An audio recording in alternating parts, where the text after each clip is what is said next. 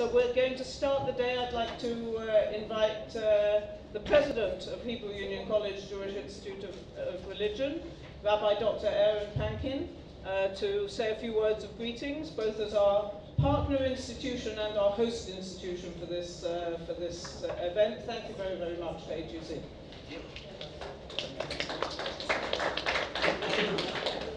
Good morning, Boker Tov, everyone. It's wonderful to have you here this wonderful morning to share in what already is a terrific conference and something that is, being with you last night has already contributed mightily to the way I think about some of the most important issues that we really have to think about.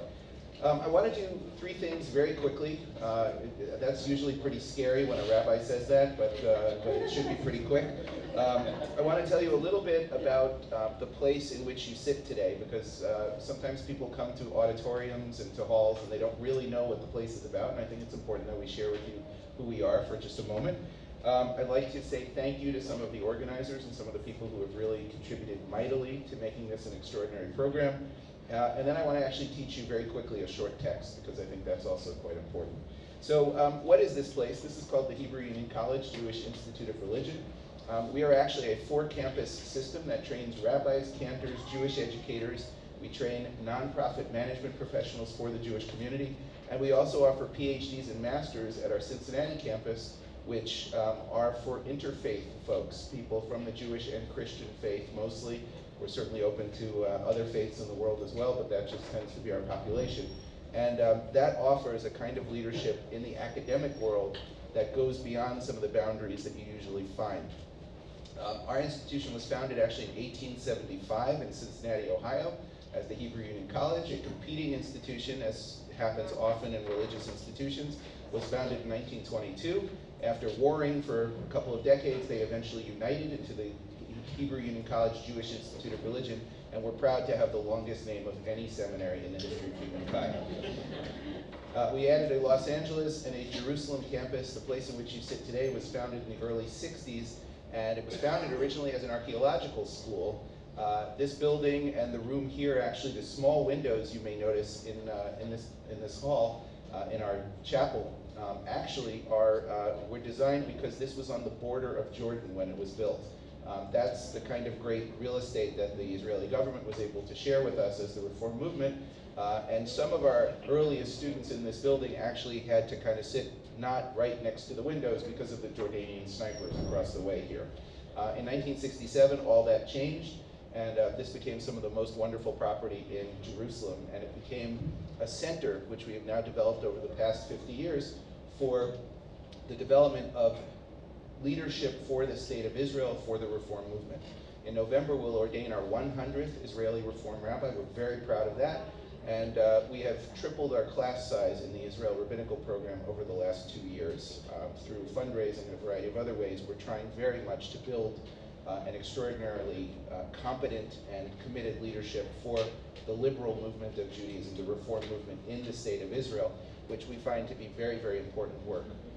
This is a piece of that. We also want to change the fabric of Israeli society. We want to make it a place where you can cross boundaries, where you can have conversations with people who are different than you, and where you can do that in a sense of respect and with a sense of honor to the people who are other from you.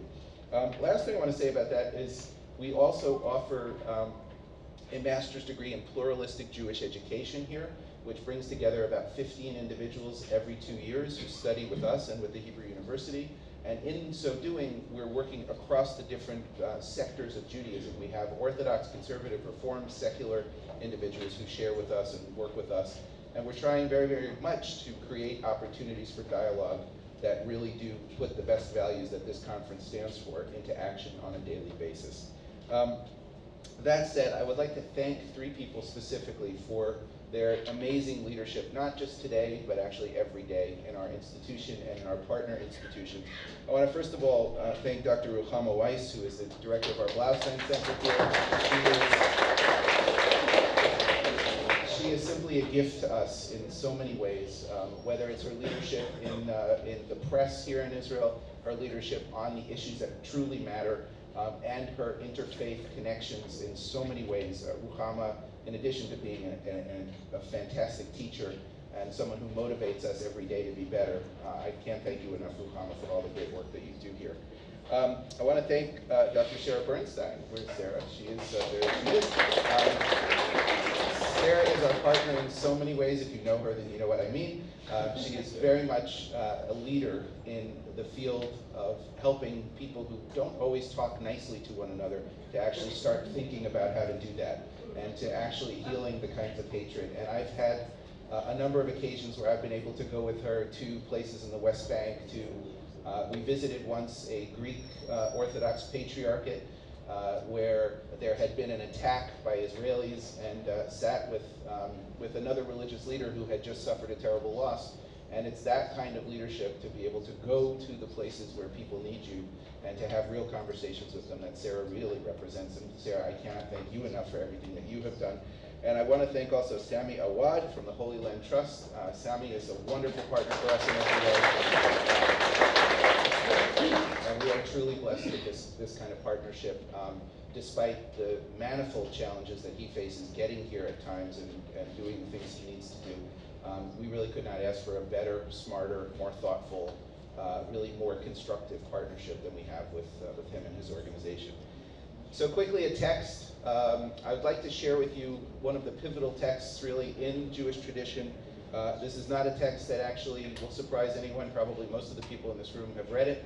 There will be one surprise about it in just a second. And this is a text that comes from Leviticus 19:17. Lo tisna et achicha bilvavecha, hocheach tochiach et amitecha, velo tisa alav chet, which means something like, do not hate your brother, your fellow, in your heart. Instead, surely rebuke your people, and that way you will not lift up a sin. You will not carry a sin with you because of it. What's interesting about this text, of course, is that it has three parts. Most Jewish texts and many Christian texts, I've noticed, also have three parts. First is that you should not hate. You're actually commanded not to hate another in your heart. If we're talking about healing hatred, it's fascinating that there's actually a commandment that we're not supposed to feel a certain way. There are not a lot of commandments that are actually connected to just the idea of feeling in a certain way or inclining yourself in a certain way. Most commandments deal with ritual, action, things you must do. But here you're actually not permitted to feel a certain way about another person. Now, the second piece is, don't feel that way. Instead, actually rebuke, speak to the person that you may hate, and therefore, if you speak to that person, second part, third part, you won't bear a sin. Now, it's interesting because here, what it's suggesting is that the solution to not hating another is to actually have a conversation with them. And when it says rebuke, it's actually the idea of having a frank conversation about what you think and what you feel with them. Interestingly, tochacha, this idea of rebuking someone, of saying to them, I see the world differently than you do, and I'd like you to think about that, that actually in our tradition is not something that should be done angrily or publicly. In Jewish tradition, it should be done with respect, and it should be done privately so that there's the ability to have a conversation about it. So interestingly here, to get beyond hate, according to this mitzvah, according to this verse in the Torah, there has to actually be a conversation.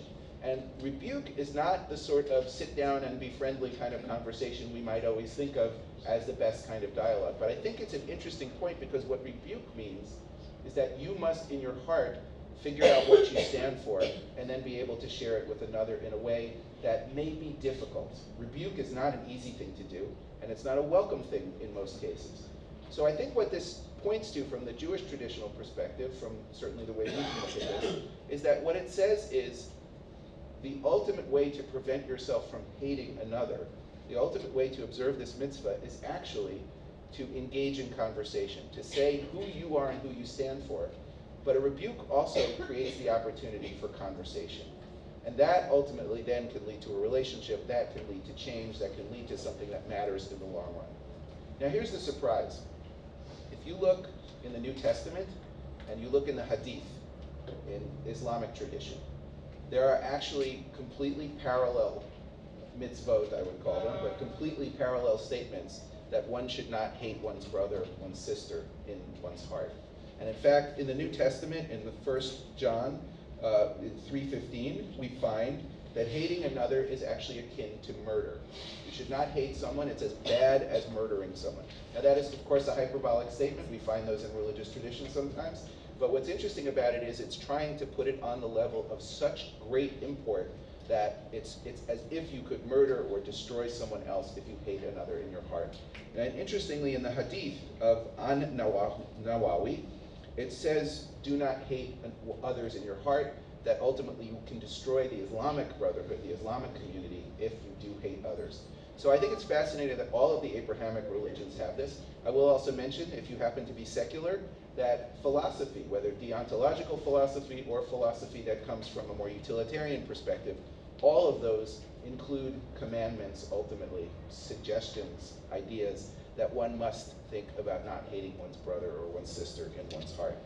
Now, the last thing I want to say about this is the following. The Rashi says that there's lo tisna et achicha. Rashi, by the way, is a 12th century French Jewish commentator. In writing about this verse, he says, lo tisna et achicha.